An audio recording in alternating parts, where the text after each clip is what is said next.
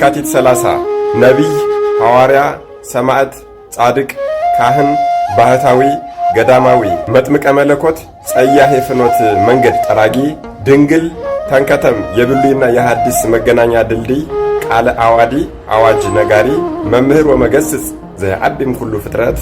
ከእናቶች ማዕፀን ከወጡት አንተን የሚመስል የለም አይኖርም የተባለለት በቅዱሱ መጽሐፋችን በወንጌል እናትና አባቱ በእግዚአብሔር ፊት ያለ ነቀፋ ይኖሩ ነበር የተባለላቸው የተመሰገኑ ወላጆች የነበሩት ወገኖቼ፣ የሰውን እንተወውና በእግዚአብሔር ፊት ያለ ነቀፋ መኖር ምን ይደንቅ!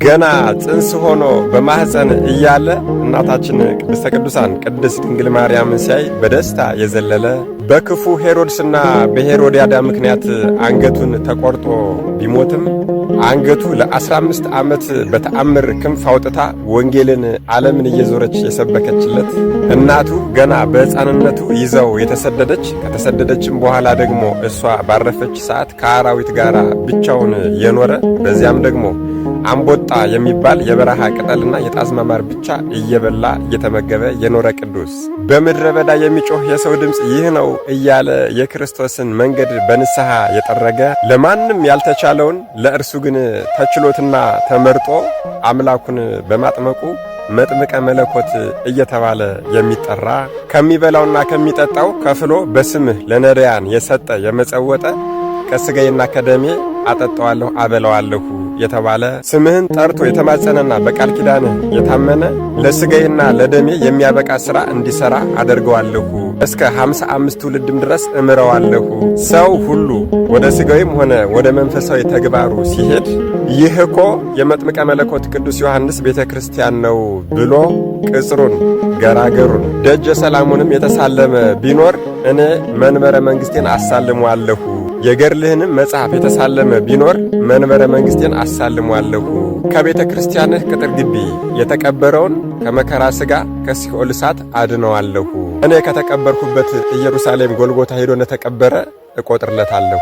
ቤተ ክርስቲያንህ ከታነጸችበት ስምህ ከሚጠራበት መታሰቢያ ከሚደረግበት የተአምርህ ዜና ገድል ከሚነበብበት ገድልህም ተነቦ ከሚተረጉምበት እኔ ከዚያ ቦታ በበረከት በረድኤት እኖራለሁ። በዚህም የተነሳ አጋንንት አይደርሱም፣ ሰይጣናት ይርቃሉ።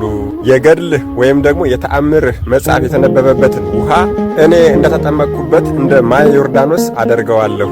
የገድልህ መጽሐፍ በተነበበበት ውሃ የተጠመቀ ሰው ቢኖር የ80 ዓመት ኃጢአቱን እኔ አስተሰርይለታለሁ። ወንዱን የ40 ቀን ሴቱን የ80 ቀን ሕፃን አደርጋቸዋለሁ።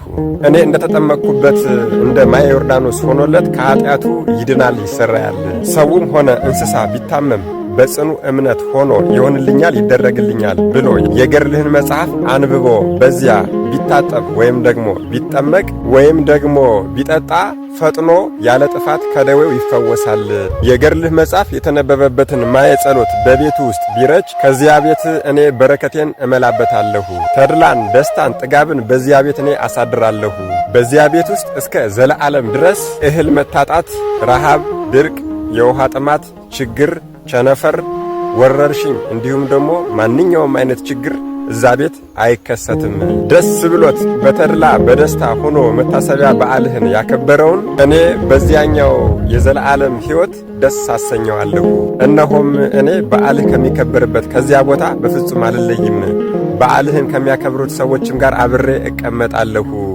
በዓልህን ያከበሩትንም ሰዎች እስከ 55 ትውልድ ድረስ እምርልሃለሁ የተባለ ለቤተ ክርስቲያንህ ዕጣን፣ ጧፍ፣ ሻማ፣ መጎናጸፊያ፣ ልብሰ ተክህኖ፣ መጋረጫ፣ ነጭ ስንዴ የሰጠ ሰው እስከ 55 ትውልድ ድረስ እምረዋለሁ።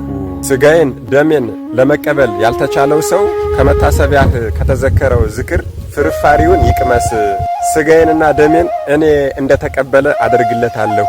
ፍርፋሪውን ባያገኝ እንጀራውና ዳቦ የተበላበትን ገበታ ይላስ፣ ጠላው የተጠጣበትንም ጽዋ በምላሱ ይላስ። እኔ መድኃኔ ዓለም ኢየሱስ ክርስቶስ ቃሌ የማያብል አምላክ ነኝና ሥጋዬንና ደሜን እንደተቀበለ አደርግለታለሁ።